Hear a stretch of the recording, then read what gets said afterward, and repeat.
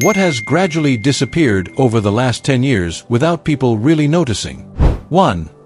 Coins on the sidewalk. 2. Ownership. You pay a subscription. You can't fix what you own because it's proprietary. You can't buy outright. Our ownership of things has become a rental service, where they can break or completely remove what we purchased without consent at any time, because it was in the terms of service. 3. Mid-career jobs. The Great Flattening. 4. Small independent hardware stores. They used to be a small-town staple, especially in the Midwest. Almost every one used to be the oldest business in town, having been open since like 1895. Now, they're all mostly gone and your only alternative is a big-box hardware store or ordering on Amazon. It's incredibly depressing. 5. 24-hour businesses. COVID killed them, and it seems a lot of them aren't coming back. 6. A real live person answering a business telephone. And if you don't believe me, press 5 to repeat this message. 7. Online spaces for kids. When I was a child, we had several online places made for children. Every single children's TV channel had a website with games for kids. There were several online games geared towards children, like Club Penguin, etc. Now if you're a 10-year-old, you either rot your brain with shitty YouTube videos or you rot your brain with social media. 8. Toys in cereal boxes. 9. The ability to read and comprehend something longer than a paragraph. 10. The convenience and accessibility promised by the internet of the 2000s and 2010s that is gradually taken away from us. I bought a season of a show on Amazon a few years back, and they seem to have somehow lost the rights to the original, so now I can only access the dubbed version, which I don't like. The show now is only available on a streaming service that doesn't exist in my country, so I got a VPN, only to find out that I can't freaking pay for the streaming service without a credit card. So now I just ordered the box set again, like I would have done 15 years ago. It's not just the streamers. I remember when website loading times were the topic when talking about browsers, but now every website you open requires for you to take 2 minutes to close 5 legal questions and pop up, "Do you want to register horseshit?" with the X's hidden in different spots every time.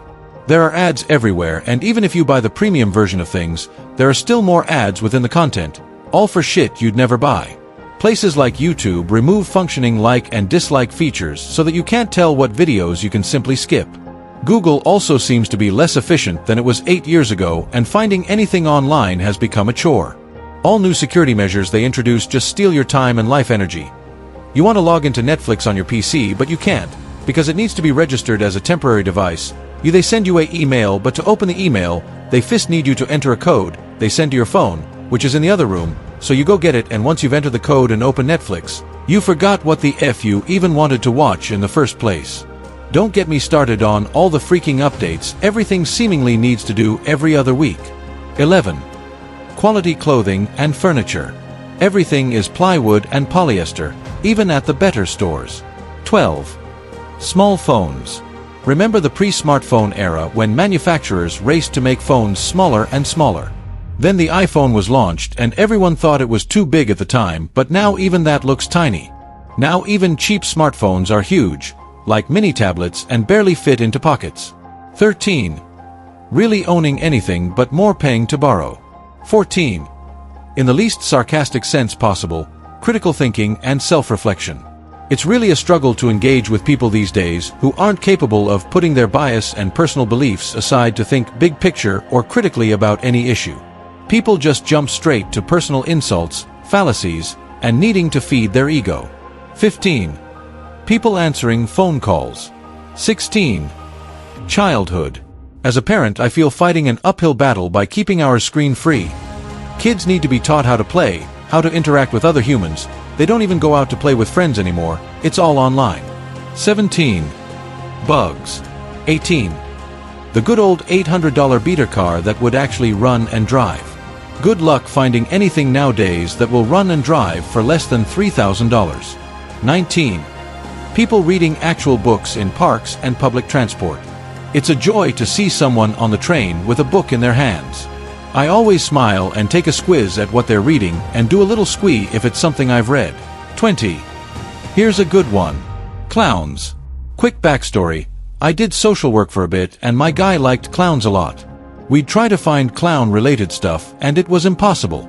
Clowns in the traditional sense, children's entertainers, not creepy Pennywise/art ones, have been pretty much completely phased out of American culture.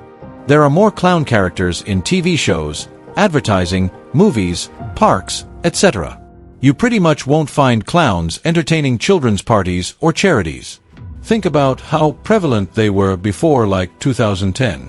Ronald McDonald was one of the biggest mascots on the planet. He's not their spokesman anymore. Bozo was still incredibly popular. Lunette had a popular TV show. They were hired to do tricks for birthday parties. The Shriners had clown shows.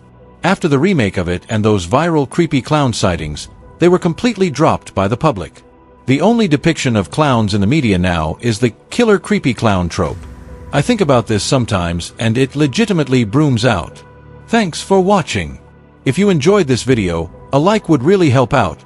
It's free and makes a big difference. And if you love Reddit stories, don't forget to subscribe because there's plenty more on the way.